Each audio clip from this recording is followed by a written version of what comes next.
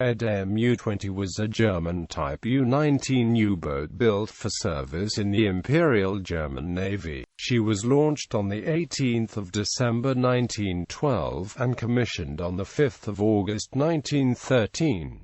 During World War I, she took part in operations around the British Isles. U-20 became infamous following her sinking of the British ocean liner RMS Lusitania on 7 May 1915, an act that dramatically reshaped the course of World War I. Career. On 7 May 1915, U-20 was patrolling off the southern coast of Ireland under the command of Captain Lieutenant Walter Schwieger. 3 months earlier, on 4 February, the Germans had established a U-boat blockade around Great Britain and Ireland and had declared any vessel in it a legitimate target. At about 1340, Schwieger saw a vessel approaching through his periscope. From a distance of about 700 meters, Schwieger noted she had 4 funnels and 2 masts, making her a liner of some sort. He recognized her as the Lusitania, a vessel in the British Fleet Reserve, and fired a single torpedo. It hit on the starboard side, almost directly below the bridge. Following the torpedo's explosion, the liner was shattered by a second explosion, possibly caused by either coal dust or a boiler explosion. So large Schwieger himself was surprised. In 18 minutes, Lusitania had sunk to the bottom, where she lies today in 300 feet of water, with 1,198 casualties. 15 minutes after he had fired his torpedo, Schwieger noted in his war diary, "It looks as if the ship will stay afloat only for a very short time.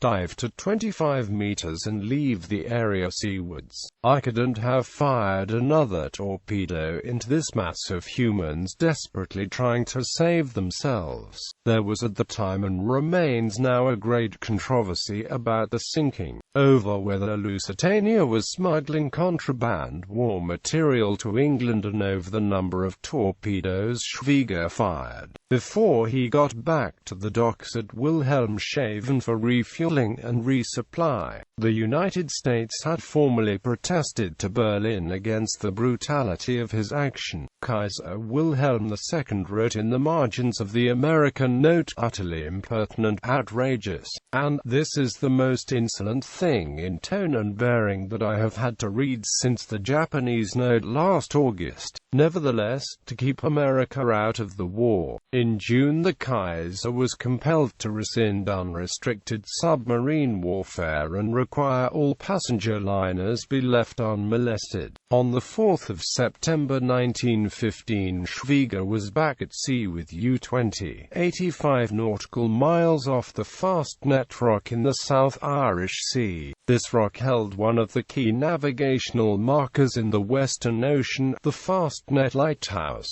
and any ships passing in and out of the Irish Sea would be within visual contact of it. RMS Hesperien was now beginning a new run outward bound from Liverpool to Quebec and Montreal, with a general cargo, also doubling as a hospital ship, and carrying about 800 passengers. She was attacked off the Fastnet, a landmark islet in the North Atlantic off the southwest coast of Ireland.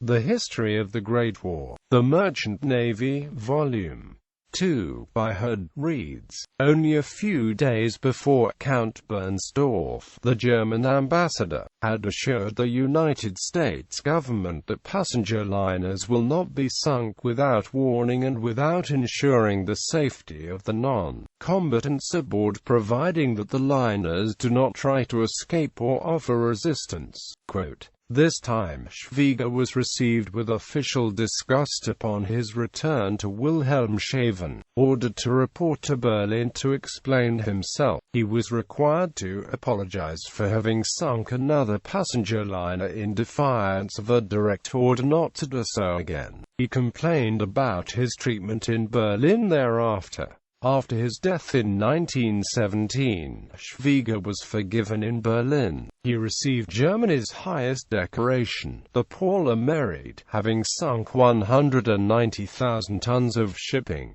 Fate and legacy. On 4 November 1916, U-20 grounded on the Danish coast south of Virist, a little north of Thorsminde after suffering damage to its engines. Her crew attempted to destroy her with explosives the following day, succeeding, however, only in damaging the boat's bow but making it effectively inoperative as a warship. The boat remained on the beach until 1925 when the Danish government blew it up in a spectacular explosion. The Danish Navy removed the deck gun and made it unserviceable by cutting holes in vital parts. The gun was kept in the naval stores at Holmen in Copenhagen for almost 80 years. The conning tower was removed and placed on the front lawn of the local museum, Stranding Museum St. George, Thorsminde, where it remains today. Novelist Clive Cussler claims his National Underwater and Marine Agency located the remains of U-20 in 1984, about 400 yards from shore. Summary of raiding history. Bibliography. Groner, Eric. Young, Diet at Mast, Martin. U-boats and mine warfare vessels. German warships 1815-1945-2. Translated by Thomas Keith. McGowan, Rachel. ISBN 0851775934. Spindler, Arno. Der Handelskrieg mit U-Booten. 5 vols. Berlin, Mittler and Amp. Sohn. Vols. 4+5, dealing with 1917+18, a very hard-to-find, Guildhall Library, London, has them all, also Volume 1-3 in an English translation. The Submarine War Against Commerce. Beasley, Patrick. Room 40, British Naval Intelligence 1914-1918. London, H. Hamilton, ISBN 978-0241108642. Halpern, Paul G. A Naval History of World War I.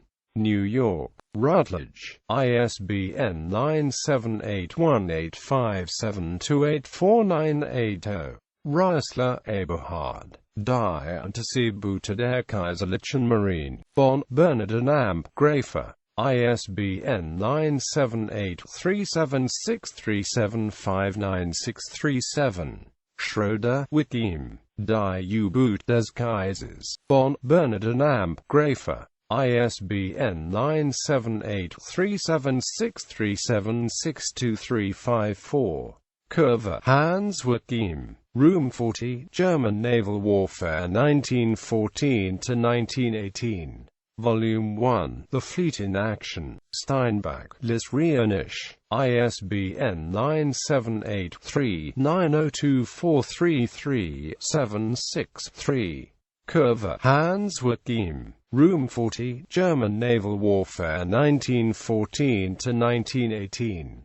Volume 2, The Fleet in Being. Steinbach, Lis Rionisch. ISBN 978-390243377-70.